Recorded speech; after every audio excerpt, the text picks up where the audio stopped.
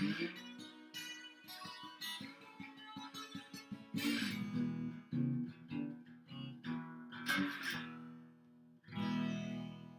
guys, how's it going today?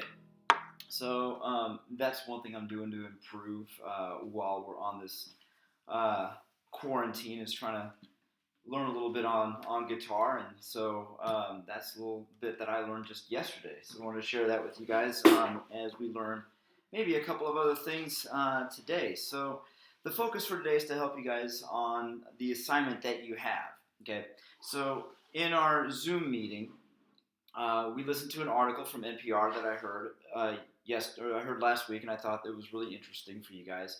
So I wanted to throw that out there. You'll have guided reading questions. Some of you guys may have already started working on it, and you have one longer question at the end. So that's what I want to go through: is how to answer questions like that. Questions that have multiple parts or multi-step questions, because honestly, if you take advanced placement courses like my honors class, moving on to college, those are the types of questions that you're going to be faced with, is questions that have multiple parts. So how do you answer those multiple part questions? And that's what we're going to go over. So I have 5 steps that I want to go over with you. How to answer these types of questions. So step number 1, ID the questions. What are the different parts of the question? What's being asked? Step 2, write an intro where you explain what is this topic, why it's important. Step 3, make sure you answer all the questions. Step 4, make sure you include supporting details. Step 5, make sure you explain. So let's go through every single one of those. Okay, step 1 was about IDing the question. So make sure you're checking out what is being asked and how many questions there are. Because again, there might be more than one. In this case, for this assignment, there are actually 2 questions. One is a generalized question, and one is a more individual question. So make sure that you identify what those questions are and what is being asked. Step 2, make sure you write an intro. And by intro, it could just be like a 1-sentence thing, right? What is the topic? Why is the topic important? Step 3, provide supporting details, meaning you need to have evidence, right? This is what supporting details are. It is evidence. But it's not just quotes. It could be quotes, right? But it could also be data.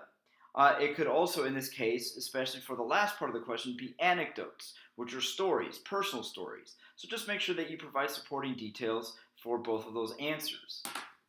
And then the last one, explain, meaning analyze. Explain what that data or the quotes or those anecdotes mean in the greater context of the question. How do they help answer your question?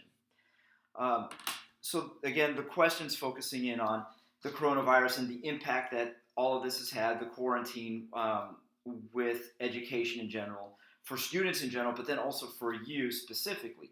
Because again, if you're a senior, this may have a huge impact. For juniors, it may have not as much of an impact, but it still has an impact, especially when you think about going into school next year come August, which is something that actually really scares me, is what's going to happen when we do come back either in May or way in the future in August.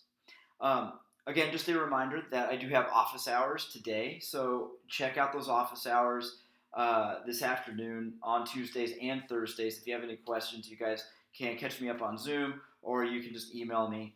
I'm available at those times. That would be the best time to do it. Other than that, guys, peace out, AV.